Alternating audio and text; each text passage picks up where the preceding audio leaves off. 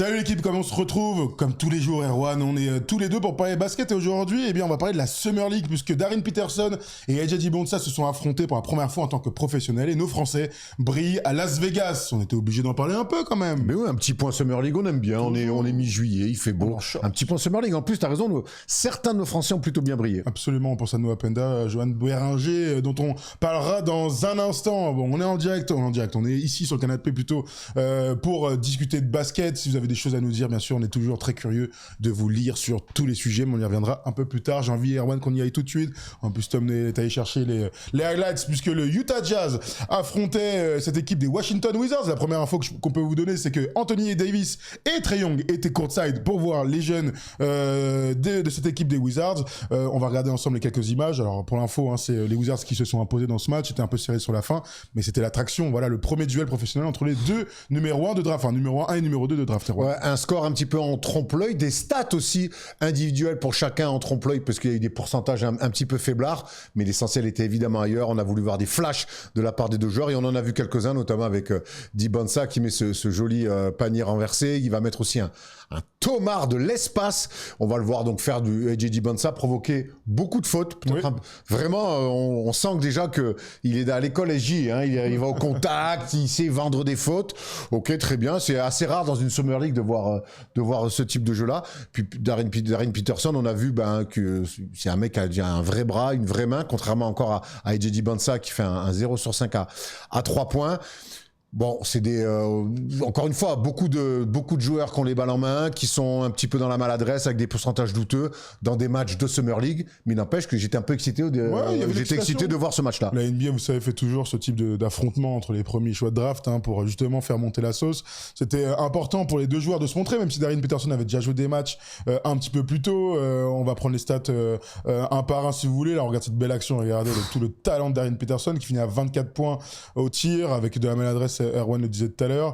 AJ Dibonsa, on s'arrête sur lui. Quoique, on est sur Darren Peterson. Non, on va quand même faire dans l'ordre. Allez, AJ Dibonsa, donc il a 27 points. Il égale le record de Blake Griffin. Donc pour un premier match de Summer League, pour un premier choix de draft. Voilà, donc c'est important. On sait qu'AJ Dibonsa va dans la ligue pour marquer l'histoire. Il commence très très bien. Ça vaut ce que ça vaut. Vous vous souvenez, Victor, par exemple, avait galéré pour son premier match. Il avait même pas marqué 10 points avant d'en mettre 27 sur le deuxième. Il n'était pas arrivé dans le même état physique. Non, Victor. il n'avait pas joué pendant un mois au basket. Regarde ce dunk là d'AJ. Incroyable. Moi, ce que je vois là-dessus, c'est que il est entouré de pros. Alors, c'est pas des pros de NBA tous, mais c'est des pros. Et que déjà physiquement il y a un énorme avantage. Là vraiment ce dunk il est incroyable. Je pense qu'il va nous en mettre un nombre assez incalculable pendant la saison. Maintenant faudra voir aussi dans quel rôle il est là. Il est énormément porteur de balles. Oui. Donc on se projette forcément à côté de Trae Young avec Anthony Davis aussi pour l'instant qui est toujours là.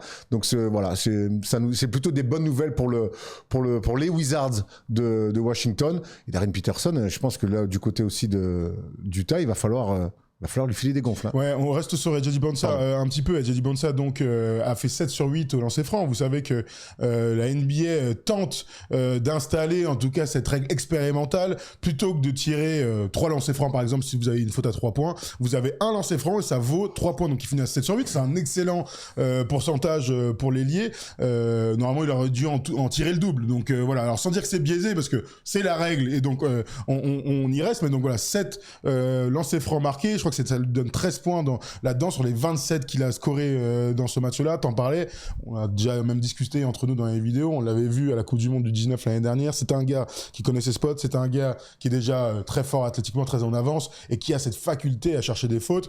Je te le disais ce matin quand je regardais le match, c'est tout à fait le genre de truc qui va peut-être frustrer dans un autre temps. Je me projette complètement sur les prochaines années, qui va frustrer les fans à la manière de SGA aujourd'hui sur les parquets des pros. Enfin, s'il devient ce qui est devenu SGA, je lui souhaite, voilà, évidemment. On va reprendre, mais de toute façon, les joueurs très forts balle en main et très forts en 1 contre 1, c'est ce qui est AJ Dibonsa. Ben forcément, il provoque beaucoup de fautes. Et c'est vrai qu'en ce moment, depuis 2-3 ans, il y a une espèce de vague de gens qui ont un peu la haine par rapport aux gens qui provoquent beaucoup de fautes. Je reste persuadé que les grands attaquants provoquent des fautes, vont beaucoup sur la ligne. Bien sûr. Donc là, 8 lancers francs tirés, on peut aller sur un niveau de 16 à peu près lancers francs, voire un petit peu plus. Donc, parce qu'il y a des tirs à 3 points. Donc non, c'est... Moi, je trouve que c'est plutôt bon signe pour la suite. Et souviens-toi, Victor, dans sa saison rookie, on pensait qu'il allait pas assez sur la ligne. Oui, et l'une de ses grandes évolutions cette saison, et notamment en playoff, c'est qu'il allait beaucoup sur la ligne. Ouais, Jody Bonsa est bien plus en avance aussi physiquement. Bien sûr. Donc ils sont dans son style. Vous l'avez vu sur quelques actions, son dribble, sa faculté à transpercer les adversaires. Vous savez que pendant la Summer League, il y a pas de nombre de fautes maximales. Donc Watkins en face, par exemple, non, c'est l'inverse. Watkins il est dans son équipe, mais il a fait 9 fautes. Les mecs ont fait jusqu'à 9 fautes. Génial. Ouais, bon, tu peux y aller, un chien.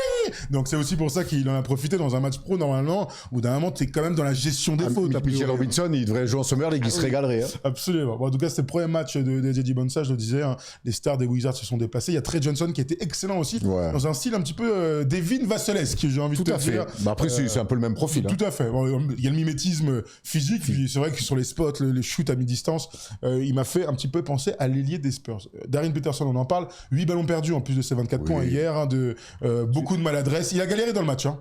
Ouais, mais je trouve que c'est bon signe, moi, qu'ils perdent 8 ballons. C'est exactement ce type de match-là où ces mecs-là doivent un petit peu mesurer l'écart qu'il y a entre le monde universitaire et le monde pro. Et encore une fois, c'est pas la NBA, c'est la Summer League. Moi, c'est fait pour ça. Donne-lui des ballons, qui force. Alors, quand c'est en saison régulière, ça va être compliqué, surtout que l'année prochaine, Utah est une équipe, on l'a déjà dit, qu'on va attendre à minima dans un premier tour de play-off. Mais moi, je veux que ces mecs-là, je veux les voir forcer, je veux les voir se faire des erreurs et aussi, quelque part, voir certains flashs comme on a pu voir avec Darren Patterson. Voilà, là, on voit le petit flotteur alors que c'est un mec qui est plutôt fort dans le tir. On a pu voir sa palette. C'est un vrai beau scoreur sur lequel tu es obligé de donner de l'aide beaucoup, tu vois. Et puis, on joue bien autour de lui. Donc, non, moi, Darren Peterson, pardon, j'aime beaucoup. Et surtout, quand des mecs sont déjà en place dans leur tir, bah, déjà, ça te fait gagner beaucoup de temps. Ouais, techniquement, c'est déjà un magnifique joueur. Peut-être le plus beau joueur de cette cuvée de rookies, c'est l'avenir qui nous le dira. On se souvient que sur les 2 premiers matchs là, de saison de Summer League, il était autour des 10 passes décisives aussi. C'est un gars qui aura beaucoup le ballon et on va scruter bien sûr la suite de sa Summer League. Puis on va surtout regarder avec attention son duo avec Keyonte George.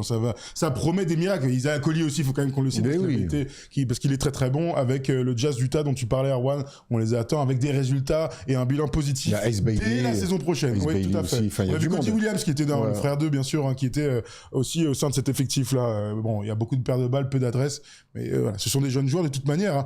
Ça reste un gars à 24 points. Tu fais un mauvais match, tu perds peut-être. On l'a vu d'ailleurs parler, je l'ai pas dit, mais à la toute fin du match, il met un tir de peut-être, je sais pas, 10 mètres, on va dire, avec la planche. Je sais pas, il parle avec les gars, il y a peut-être un début d'animosité entre les Wizards et le Jazz. Je peux aussi rajouter que c'était la 6e fois que jouaient ces deux joueurs, alors à la fac, aussi en high school, et que Devon n'avait jamais gagné un match contre Darren Peterson. Donc c'était peut-être important pour AJ de marquer de son empreinte ce match-là. Ce qu'il faut dire, c'est que Peterson était tout le temps dans les programmes, que ce soit high school ou le tir, que ce soit high school ou NCAA, il était dans des programmes qui étaient toujours supérieurs. Oui, bien sûr, et puis tout à fait. Tiens, regarde, voilà, les mots dont je vous parlais, et Jody Bonsa qui fait cette petite interview, il est aussi un peu soulagé. Darren Peterson dans l'après-match, il disait à Kansas, mine de rien, j'étais dans un collectif et dans un système qui ne me permettait pas d'avoir autant la balle en main, d'être aussi créatif. Donc on espère que le Jazz va lui donner la balle autant qu'il faut pour qu'il puisse se développer. Ça me fait rire qu'il dise ça parce qu'on en était revenu. Quand tu signes à Kansas, et va demander à Kelly Oubre, Kansas c'est pas un programme qui te dit tiens joue comme a fait BYU avec Dibonsa. Donc au bout d'un moment mec, je sais pas qui t'entoure, mais quand tu vas à Kansas, oui, tu vas jouer pour le collectif tout aussi fort que tu sois. Alors ça l'a pas empêché d'être drafté très haut, mais oui, c'est pas là-bas qu'il faut aller si tu veux jouer tous les ballons. Ouais, ça lui a sûrement desservi pour le choix, pour le numéro 1, voilà. Et on sait que ça joue, hein, parce que je crois qu'il y a, de mémoire, il y a 6 ou 7 millions de dollars sur les 4 premières années de différence. Tiens, regarde, je prends à nouveau du plaisir, je n'en profitais pas vraiment à Kansas. J'étais souvent démarqué. Je sous-entendu, je jouais plutôt off-ball, hein, c'est là, voilà. Je me sens à nouveau moi-même être au contact, c'est ce qui va être pris à deux, voilà. Bon, c'est une traduction de Grok, hein, sur Twitter, mais vous avez compris ce qu'il voulait dire. Il est de nouveau primary ball handler de son... Ok.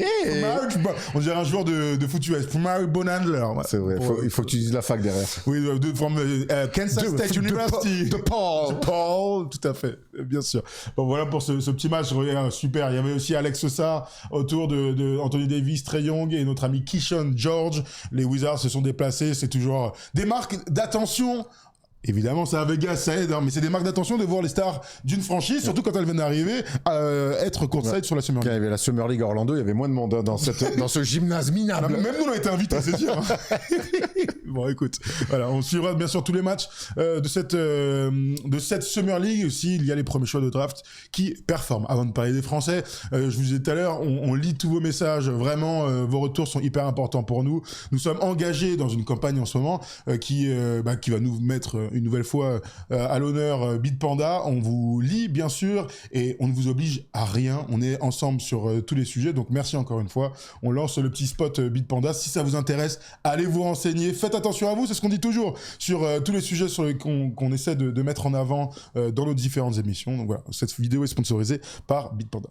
Le sponsor de cette émission, c'est Bitpanda, la plateforme idéale si tu n'as jamais touché au trading. Elle est entièrement régulée et déjà en totale conformité avec les strictes normes européennes MiCA. Et pour ceux qui s'y connaissent déjà, il y a une grosse nouveauté. Ils viennent de lancer une première en Europe, le Margin Trading. Ça vous permet d'investir sur des actions et des ETF en multipliant vos capacités d'investissement au-delà de votre capital initial grâce à un effet de levier allant jusqu'à x20. Concrètement, imaginez que vous avez 100 € à investir. Avec un levier de x10, Bitpanda vous permet d'ouvrir une position d'une valeur de 1000 €. Les gains potentiels sont donc significativement amplifiés, mais attention, les pertes le sont exactement de la même manière. Un point important à bien comprendre, le trading sur marge comporte des risques élevés de pertes supérieures au capital investi. C'est réservé aux investisseurs expérimentés, donc prends bien le temps de comprendre comment ça marche. On va préciser tout ce qu'on dit. Tu empruntes de l'argent et tu dois rembourser ce prêt, ainsi que des frais qui s'accumulent toutes les 4 heures, même si le marché est en baisse. Pour les frais, c'est simple et clair. 1 € quand tu achètes, 1 € quand tu revends, rien d'autre. C'est une tarification fixe et transparente, sans spreads cachés, avec en plus des dépôts instantanés et gratuits. Petit rappel au passage, le levier est aussi disponible sur les cryptos jusqu'à x10 si jamais ça t'intéresse. Si tu veux bien comprendre comment ça marche, avant de te lancer, va lire l'article de la Bitpanda Academy sur les leviers en action, c'est hyper clair et très pédagogique. Et si tu es prêt à te lancer, découvre Bitpanda Margin Trading maintenant, le lien est en description.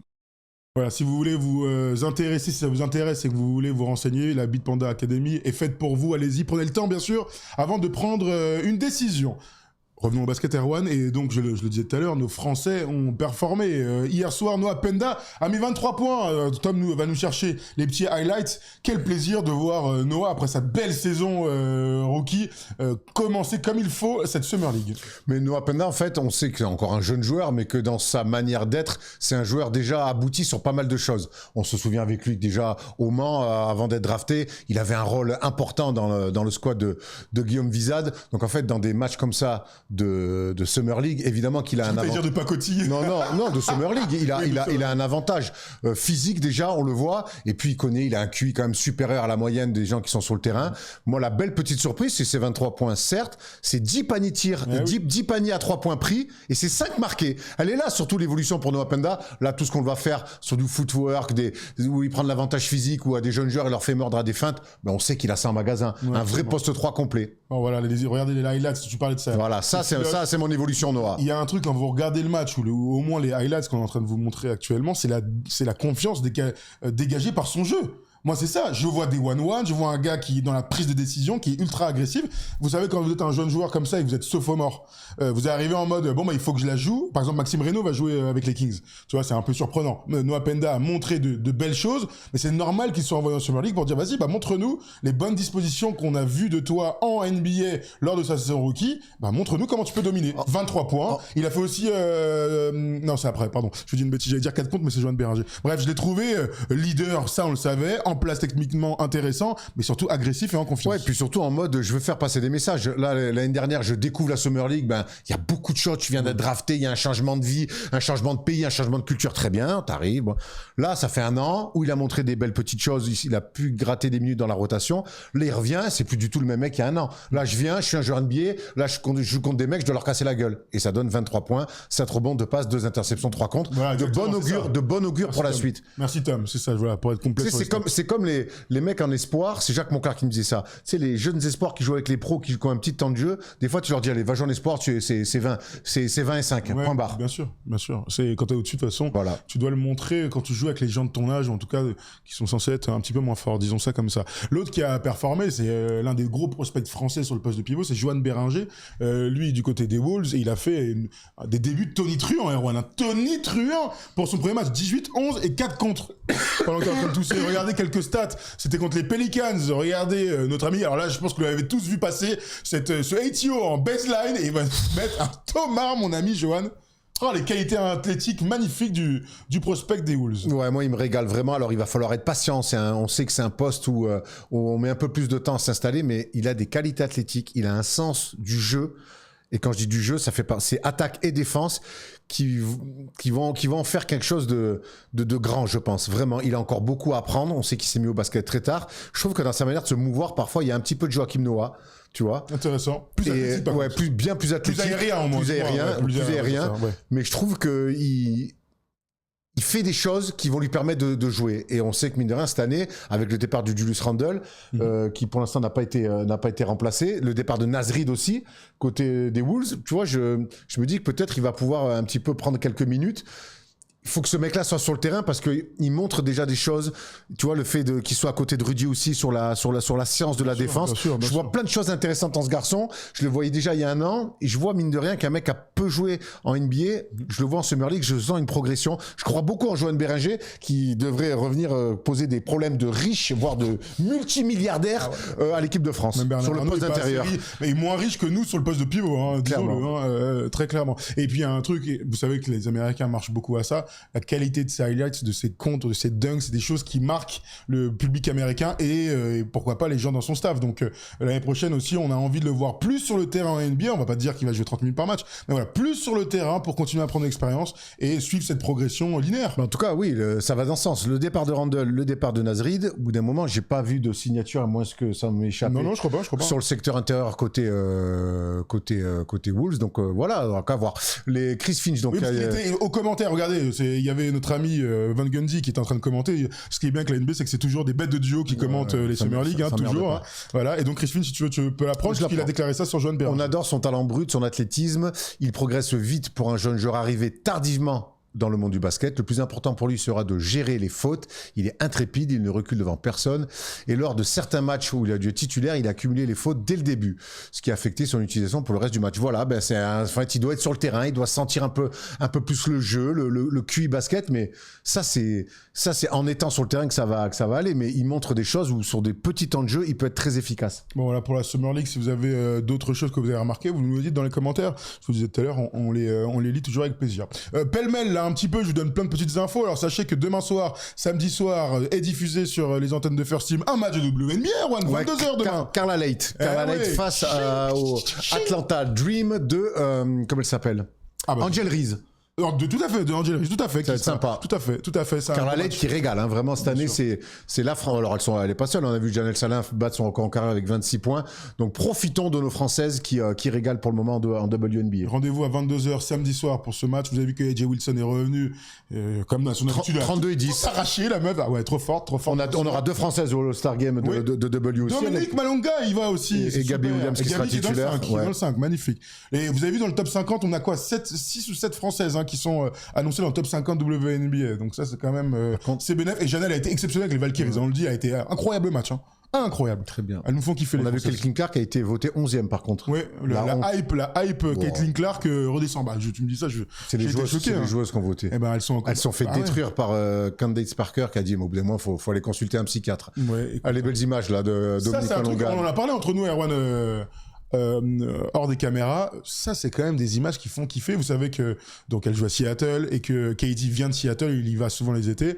Mais alors de voir notre doux-maître Malonga faire des workouts post-up avec Kevin Durant, Erwan, la vie quand même nous réserve des surprises. Et on adore ça. J'adore ça. On adore. Notre sport est le meilleur du monde, le plus beau du monde, et ce genre d'image va dans ce sens. Moi surtout, ça me met une hype de malade pour la Coupe du Monde des filles qui sera en septembre. Vraiment, toutes les filles là qui sont en WNBA ont un rôle important. Et honnêtement, j'ai une vraie hype. Alors, l'équipe américaine, ça va être encore une fois compliqué, mais j'ai une vraie hype pour cette Coupe du Monde qui aura lieu en septembre du côté de Berlin. Tout à fait. Pour finir tout ça, je vous donne vraiment pêle-mêle les petites infos. Si vous avez acheté un maillot de Giannis numéro 34 à Miami, il sera remplacé. Vous avez vu, il va porter le numéro 7. Donc apparemment, tous ceux qui l'ont acheté peuvent aller en boutique se faire remplacer parce qu'ils ont commercialisé un peu vite le numéro 34. La NBA, comme même les Américains font ce genre de choses. Je pensais que ça arrivait qu'à la fête. Je pensais que ça arrivait qu'à la fête de l'humain, moi, ce genre de truc. Je pensais que t'allais dire un autre truc, mais bon, bref. Ah non, pardon. Non, mais je pensais que t'allais faire une super vanne qui m'a fait rire, mais peut-être pas tout le monde, c'est pas ce que je veux dire. Voilà, oui, donc bien sûr, c'est Kelly Ware, qui le portait. L'autre petite info, vous avez peut-être vu passer hier soir, le trade entre les Clippers et les Raptors est en stand-by, puisque en attente du jugement autour de Kawhi Leonard et de ses rétributions pour des campagnes publicitaires, j'allais dire frauduleuses pour l'instant, on n'en sait rien, mais en tout cas, il y a un suspect, donc c'est en stand-by, il va falloir que les Raptors valident le fait que ce soit eux qui assument les conséquences en fonction du résultat. Pas cadeau. Hein. C'est une drôle d'histoire parce on imagine que c'est l'une des raisons pour lesquelles Kawhi a été transféré. Hein, là, plus que jamais, c'est ce que tu avais dit. Au Canada. C'est ce que tu avais dit. C'est ce que tu avais dit le jour où on avait appris ce trade-là du côté de Toronto. Mais là, pour le coup, oui, je pense qu'on a l'impression qu'il fuit le pays plus qu'autre chose, notre ami Kawhi. Mais en tout cas, cette affaire-là semble suivre. Voilà. Bon, dans les affaires bizarres. Là, Terry Rozier, bon, ça va aller. Il est dans la merde, Terry Rozier. Hein, voilà. On est dans la merde parce que les textos... On a peu de doutes sur son implication. Ah ouais, il y a les textos, les gars. Alors, intéressez-vous un petit peu à ça. Évidemment, les matchs truqués, hein, bien sûr, de Terry Rozier. Les mecs, ils sont au mieux débiles. Hein. Ils aiment pas leur métier ou quoi. Bon, il y a toujours des tricheurs, tu me diras. Bon, voilà pour les petites infos de cette fin de semaine. Nous, aujourd'hui, on finit cette vidéo et on va tout de suite à Bir Hakeim, juste à côté de la Tour Eiffel pour le tournoi The One de Jordan, puisqu'on va il va y avoir deux vainqueurs. On va tenter de gagner le tournoi. Non, c'est U18. Putain, en 2-2, je pense qu'on le prend, sur l'expérience. En 1 contre 1, plus dur. Ouais, malheureusement, si on cumule nos âges, on est vraiment au-dessus de la limite. Hein. Et pas qu'un peu. J'espère qu'on se croisera là-bas, puisque c'est gratuit au public. On va donc voir qui sera le meilleur joueur de 1 contre 1 de France chez les U18 et la meilleure joueuse de 1 contre 1 U18 France. Passionnant. Voilà, ça va être super à vivre. Et puis tout le week-end, il y aura le K54. Si on s'y croise, n'hésitez surtout pas à nous dire bonjour. Merci Erwan, merci Thomas, à tout First Team. Et on se retrouve très bientôt. Qu'est-ce que c'est que ça encore? Tom, j'attends quand il fait ça, tac, c'est fini, mais il relance la machine. Steph Curry s'adressant à LeBron. Mon argument est le suivant. Veux-tu jouer au bon basket et côtoyer des gens qui savent jouer? Élevons notre niveau, notre compétitivité cette année. Il y a de bons terrains de golf dans la baie. On en est là, quoi. C'est un vrai appel du pied. Ouais, bien sûr, c'est en marge d'un tournoi de golf. Vous avez bien compris qu'ils en ont rien à foutre du basket, nos gars. Ils préfèrent jouer au golf tous ensemble. Comment leur enfin bon, j'ai quand même envie de les voir jouer ensemble. Bah, lui aussi, apparemment, il en a envie. Ah oui, c'est vrai, on aurait pu faire une vidéo d'ailleurs. Hein. Les 3 derniers finalistes pour la destination de LeBron sont donc Cleveland, Miami et Philadelphie. Golden State serait vraiment un tour en dessous. Okay, vraiment un tour en dessous. C'est les 3 équipes. Voilà. Le projet sportif de Philadelphie, la South Bay, une dernière danse là-bas avec Giannis, pourquoi pas. Et donc le retour au Bercail pour la dernière saison de LeBron. Ce serait très surprenant de toute façon qu'il retourne pas à Cleveland. Hein. Très surprenant. Et il parlait du 26 juillet. Je sais pas ce qu'ils attendent. Ça bloque tout le marché. C'est l'anniversaire de ma mère. Ah, bah c'est peut-être pour lui, pour elle, Doumestre. Et on va faire un énorme shout-out. À qui? À ma sœur, Lily Jeanne, qui a eu son bac. En candidat libre, seul, comme une grande, avec son couteau. Bravo. Et bravo le bac. Jean-Baptiste Poquelin. Eh oui, bravo. On n'oubliera jamais ça. Bravo ma sœur, bravo ma Lily Jeanne. Le bac, le meilleur est à venir. Allez, bravo ma grande et on pense fort à toi. On vous embrasse tous, à tous ceux qui ont le bac. On pense à ceux qui l'ont raté aussi. Hein, parce que on pense vraiment à vous. Je sais que c'est difficile. Ah oui, c'est relou. L'année prochaine. C'est relou de rater le bac. Je peux t'en parler. C'est pour ça que je dis ça. C'est qu'on a au moins 50... Surtout quand t'as 27 ans. Voilà, il y a 50% qui l'a eu au rattrapage. Il y a l'autre 50% qui l'a raté au moins une fois. Je l'ai eu à 28 du coup. En même temps que ta sœur, du coup. Allez, on vous embrasse. Bon week-end à tous. Et bien sûr, restez sur les ondes de First Team. Il y a plein de choses à vous montrer tout au long du week-end.